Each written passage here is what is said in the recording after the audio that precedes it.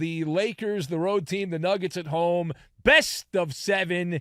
And Denver, the top team in the NBA, coming in. They have home court advantage. All they have to do is win their home games, and they will win. Certainly looks like they're off to a good start, I would say, yes. So if you didn't watch the game, you didn't miss anything. The Nuggets dominated an inferior Laker team. Nikola Jokic, a virtuoso performance, 34 points, 21 rebounds, 14 assists, and most of that early in the game when the Nuggets came out and clocked the Lakers. They dominate. They end up winning, and Denver led by as many as 21 points in this game. Clearly the better team. They played like it. Never trailed over the final 47 minutes of the game. The Lakers' only lead was 2-0. How great is that? They trailed for 47 minutes. They should pay back the money they spent on the flight and the hotel. But hey, listen, the better story is on the Lakers side. I will concede that's where the story is. The Lakers, a lot of love, a lot of fanboys in the media that slobber all over the Lakers. And that was a embarrassing performance by the Lakers. But let's start out with the beginning here, and we'll start with just a general look at the game 1 of the Western Finals. Who do you hold accountable for the Lakers in this loss? So I've got a Hollywood exorcism, Foot Locker, and a lesson plan. A lesson plan. We'll combine all of these things together, and we are going to make rocks, which the Lakers are sucking on right now. They're sucking on rocks is what they're doing. So, you got to start at the top of the food chain when you're looking for accountability. So that is right on the shoulders of Anthony Davis and LeBron James. You won't hear this in most places because the NBA media kowtows to the stars. They love the stars. You're not going to get the real story, but you'll get it here. And if you saw the game, you know what I'm talking about. But this one squarely on the shoulders of AD and LeBron. Denver fattened up this game like a nice turkey before Thanksgiving there. A lot of it because of the incompetence of Anthony Davis in the first half of the game and friends, but Anthony Davis is the headliner, so he gets the blame on this. The Unibrow had, I would argue, the worst 40-point, 10-rebound game that I have seen in recent years in the NBA. It's hard to put up 40 points and 10 rebounds and not be impressive. That was Anthony Davis. And prove me wrong. You can't prove me wrong.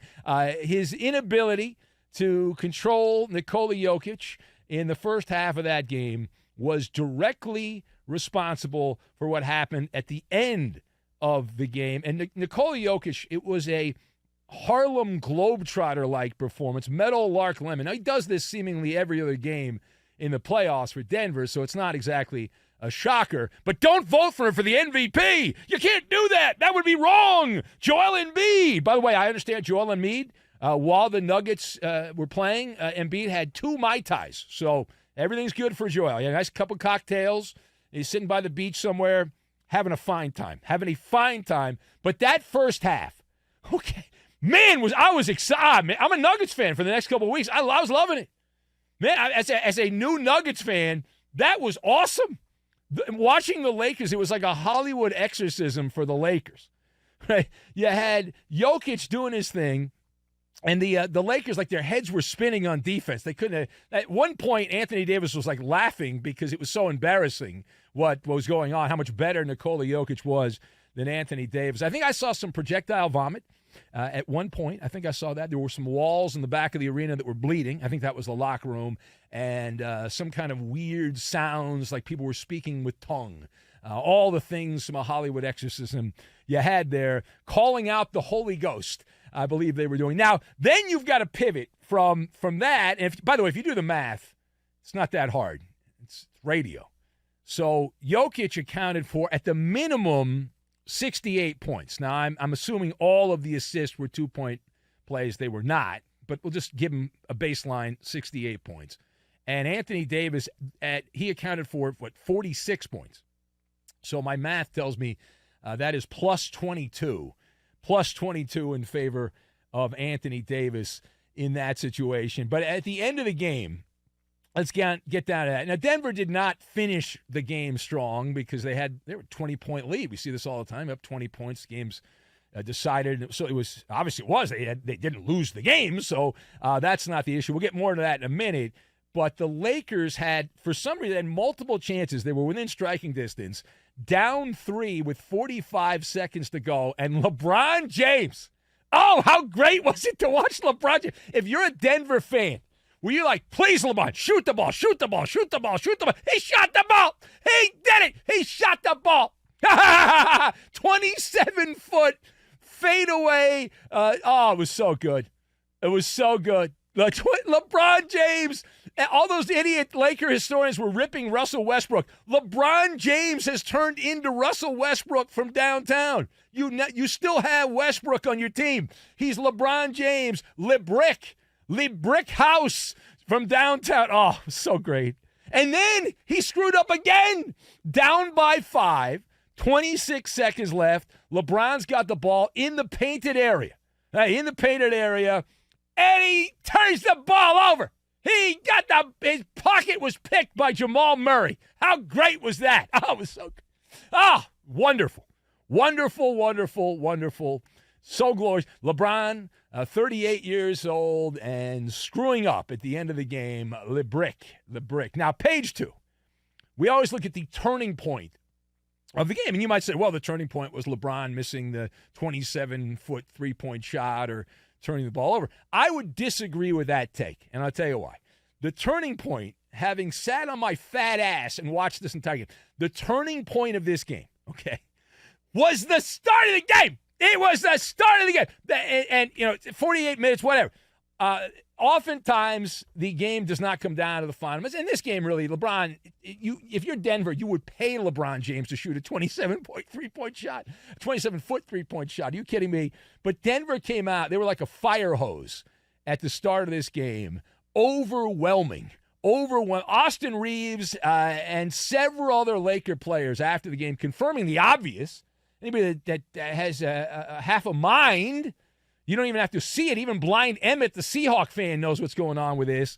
That he confirmed the obvious. The Lakers, they were guilty of working at Foot Locker. They were selling loafers. They were loafing. They were social loafing at the start of the game. Now, how is that possible? How is it possible in a playoff game to show up with, like, it's a Wednesday night in January, and it's like the weather's not great? No, it's wild. It is wild. And so it's like driving on the road, right? The Western Conference Finals, and the Nuggets were driving in the fast lane, and the Lakers were in the slow lane and lollygagging around. Anemic defense, lackluster. And the Nuggets are a better team than the Lakers, and they should win anyway. But it certainly makes it a lot easier when the Lakers don't put the effort out there. And Nikola Jokic is a Rubik's Cube, and when you're not even putting any effort in defensively, it's like trying to solve a Rubik's Cube while being blindfolded on a transcontinental flight in the middle of the Atlantic at night. Good luck. And a tremendous start by D'Angelo Russell and Austin Reeves in this game. Combined, they were 3 of 13 in the first half of that game. All right, last word here. So at the end of the game, you're watching on the television broadcast, Jeff Van Gundy, television's Jeff Van Gundy, implied at the end of the game, he made a statement that the Nuggets actually, he felt, had more work to do, more to work on than the Lakers heading in to Game 2. Are you buying or selling that? So with all due respect to Mike Breen and Van Gundy and Mark Jackson, who all appeared really troubled by Denver winning, they really were upset. It's kind of like I have to deal with my producer who trashes me on Twitter about the Lakers. He's all upset. These guys are upset and all that stuff. I get it. Listen, get a therapy dog. That's what I would recommend. Get a therapy dog. But I have a strong disagreement. This is the perfect scenario for Denver. Obviously, they won the game, which is the most important thing. I don't know how many win by. They won the game. But here's why. LeBron and Anthony Davis, okay, old and fragile. LeBron and Anthony Davis had to play the entire game. No resting in garbage time, right? If the Nuggets had won by 30 points, they would have sat for the final 8 minutes of the game. They'd finish the game out. And it also gives LA this false sense of confidence, which I love. I love situations like this. This false sense of confidence, like they've somehow solved the Matrix. You haven't, right? And I saw Darvin Ham's interview after the game where he's like, he patted himself on the back for putting Hachimura in there as the defender on Nikola Jokic, and that allowed Anthony Davis to move around as a help defender. And that's the big solution. It's not. I'll tell you exactly what happened. I've seen this a million times over the years in the NBA. It's one of the things that has stayed consistent. The Nuggets slipped up, if you want to call it that, not because of any adjustment that the Lakers made. Instead, Denver was guilty of trying to run out the clock. They were 99-79 with a little over 3 minutes to go in the third quarter of the game. They're up 20. And at that point, they started to slow things down a little bit. And it wasn't because of amazing defense by the Lakers. The Lakers are a bad defensive team. We saw that. The wide-open shots, the Nuggets were making them, something Klay Thompson could learn about when he kept missing them. It's also nice to have a game where the officials did not interfere with the game. I have a feeling the Nuggets are going to have to deal with Nikola Jokic having 3 fouls at the end of the first 5 minutes of Game 2, or Jamal Murray being ejected for something in Game 2. But that aside, right, officials didn't mess around with this. There was no funny business going on with the officiating, but the Nuggets, their focus waned. They're up by 20, and from that point forward, I did the math on this. I looked it up. From that point forward, the Denver offense, a lot of it was dribble, and then run the shot clock down as far as you can, and then shoot like a 27-foot fadeaway three-point shot, which is not a great recipe. Denver missed 5 foul shots also, and 6 3-point shots over that final part of the game there, which is a big part. And they had a bunch of turnovers, 5 turnovers. It was just sloppy. But it wasn't because of the Lakers. It was just Denver played sloppy. So if you're Michael Malone, the coach of the Nuggets, it's great. It's a teachable moment. The lesson plan is rather simple on this one, right? You make your foul shots. You keep playing. Nice, juicy W. And you can harp on his guys that they took their foot off the pedal in the fourth quarter of the game, which is true. They did. The reality is the Lakers are in a hell of a lot of trouble, and I love it. I'm going to enjoy every one of these Nuggets wins. I wish there was a best of 9. I'd like to see them win 5 times against the Lakers because they win best of 9. You can go further out if you want. They just give whatever the math is. They just keep winning, and they got the Joker. And the joke's on the Lakers on this one. All right, it is the Ben Maller Show, and here's Darvin Ham.